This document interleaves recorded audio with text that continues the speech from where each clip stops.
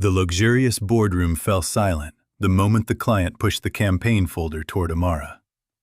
The city skyline stretched behind the glass walls, glowing under the fading evening sun. Expensive suits, polished marble, and million-dollar decisions surrounded her.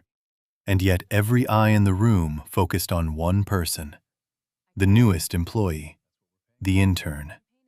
The woman who had walked into the company only hours earlier. The client leaned back in his chair and folded his hands. "Since you're the newest person in the room, tell us what's wrong with this campaign." A few executives exchanged amused glances.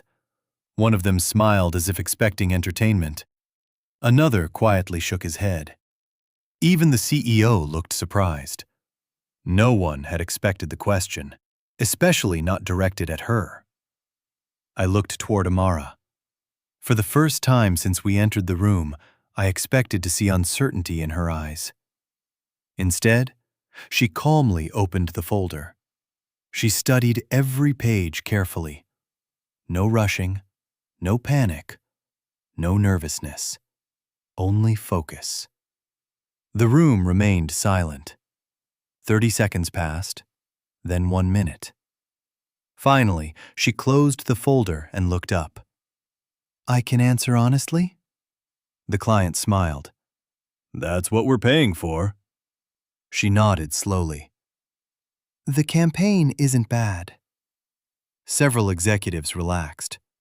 Then she continued. "It's just forgettable." The room froze. One executive adjusted his tie. Another raised an eyebrow. The CEO remained expressionless.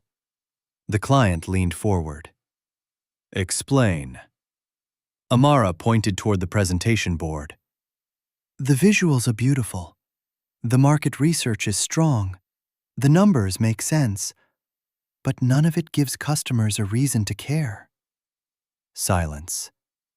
She continued. "You're selling features. Your competitors sell emotions." Nobody moved. Nobody interrupted. She stood and walked toward the screen. "People don't remember products. People remember stories." She turned back toward the room. "Your campaign tells customers what your company does. It never tells them why it matters." The client stared at her. For several seconds, he said nothing. Then he smiled. A real smile, the first genuine smile he had shown all evening. "Interesting." One executive quickly jumped in. "Of course, that's one perspective." The client raised a hand. "No, I want to hear more." She walked back toward the table. Confidence filled her voice. "If I were building this campaign, I wouldn't start with the company. I'd start with the customer." She began sketching ideas. A father working 2 jobs. A young entrepreneur trying to survive. A family taking a risk on their future. She looked around the room. People buy products because they believe those products improve their lives. The campaign should sell that feeling. The room remained completely silent. Even the CEO seemed impressed. The client leaned back in his chair. "How long have you worked in advertising?" Amara smiled softly. "This is my first day." The client laughed. "No, seriously." She nodded. "I'm serious." He looked toward me. I nodded. She's telling the truth. For the first time all evening, the client looked genuinely shocked. He turned toward the CEO. "You hired her today?" "Yes." "And nobody thought to mention this during recruitment?" The CEO smiled. "We only discovered it ourselves." The client laughed again. "I like her." One of the executives quickly spoke. "She has potential." The client shook his head. "No. Potential is what you say about someone who might become good one day. She's already good." The atmosphere inside the room changed instantly. The same people who had quietly underestimated her minutes earlier suddenly wanted her opinion. Questions came from every direction. What audience would you target? How would you structure the launch? What platforms would you prioritize? Amara answered every question calmly, clearly, confidently. She never rushed, never stumbled, never pretended to know something she didn't. And somehow, that made her answers even stronger. Nearly an hour passed before the meeting finally ended. The clients gathered their documents. The lead executive stopped beside Amara before leaving. "If you ever decide to leave this company, call me first." He handed her his business card. She smiled politely. "I appreciate that." After the clients left, the room remained quiet. The CEO slowly turned toward her. "That was impressive." She nodded respectfully. "Thank you." He looked toward me. "Zane?" "Yes, sir?" "Stay behind." The others left the room. Only the three of us remained. The CEO walked toward the windows overlooking the city. "You knew she was talented." It wasn't a question. I hesitated. I knew she saw things differently. He turned around. "Different wins business." He looked toward Amara. "Where did you study marketing?" She told him. He seemed surprised. "And before this?" She explained her previous experience. Small businesses, community projects, volunteer campaigns, nothing glamorous, nothing impressive on paper. Yet somehow she had just outperformed people with decades of experience. The CEO smiled slightly. "Sometimes resumes lie, and sometimes they hide the truth." He walked toward the door.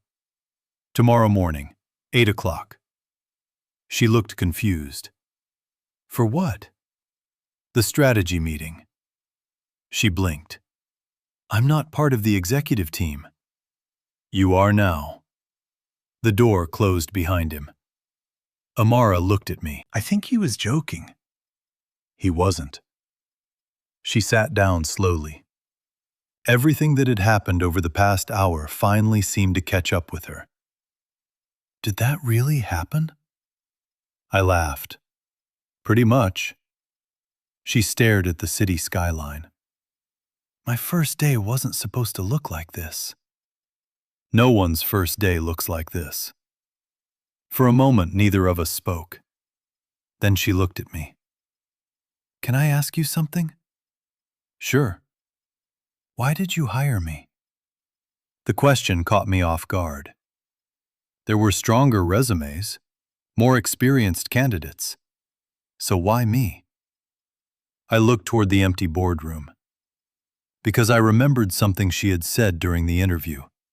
Something no other candidate had said. Everyone else talked about marketing, campaigns, numbers, profits, growth. She talked about people, about stories, about emotions, about meaning. And somewhere deep down, I knew that mattered. "You saw something everyone else missed." She looked confused. "What?" I smiled. "The point." For the first time all evening, she laughed. The city lights flickered outside the windows. The office floor had become almost empty. Most employees had already gone home, but neither of us moved. Because somehow, the conversation no longer felt like two coworkers speaking. It felt like the beginning of something neither of us understood yet. Something bigger than presentations, bigger than campaigns, bigger than business. Finally, she stood. "I should go." "Me too." We walked toward the elevators together. The doors opened. We stepped inside. The silence felt comfortable, not awkward. Comfortable. As the elevator descended, she suddenly spoke. "You were wrong earlier." I looked at her. About what? She smiled. You said the client was difficult to impress. I laughed. He is. She shook her head. No. He just wanted someone to tell him the truth. The elevator doors opened. The lobby stood almost empty. She walked toward the exit before stopping, turning back toward me. See you tomorrow, boss. I smiled. See you tomorrow, Amara.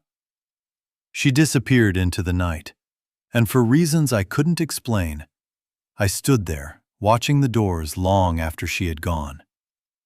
Because deep down, I had the strange feeling that today wasn't the beginning of her career. It was the beginning of something much bigger. Something that would change this company forever. And maybe change me, too.